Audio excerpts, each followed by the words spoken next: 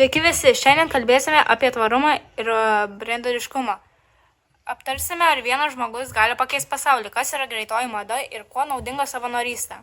Man atrodo, kad daugelis galvoja, ką pakeis vienas žmogus, bet iš tiesų kiekvienas mūsų sprendimas turi reikšmę.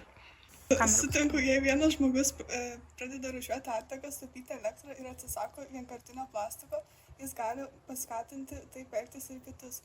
Taip mažas pokytis tampa didesniu.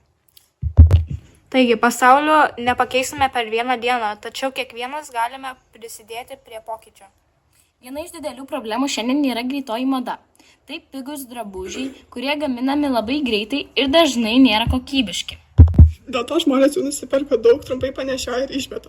Taip susidaro didžiulis kiekis tekstilės atliekų, o drabužių gamybos naudoja daug vandens ir kitų išteklių.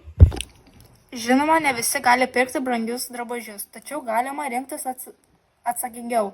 Pirkti tik tada, kai tikrai reikia. Rinktis kokybiškius daiktus arba apsipirkti dėvėtų drabužių parduotuvėse. Dar galima keisti drabužius su draugais ar šeimos nariai. Taip jie naudojami ilgiau ir mažiau teršiama aplinka. O dabar pakalbėkime apie savanorystę. Kodėl ji tokia svarbi?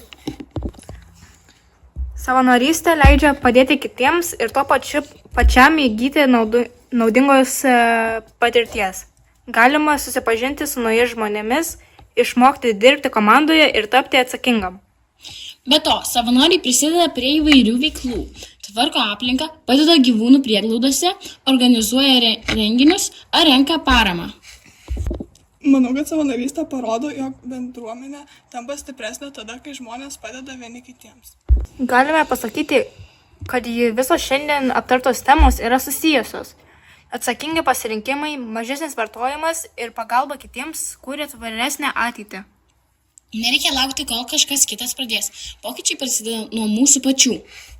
Ačiū, kad klausėtės. Tikimės, kad mūsų pokalbis paskatino mąstymą ir galbūt įkvėps padaryti bent vieną gerą darbą.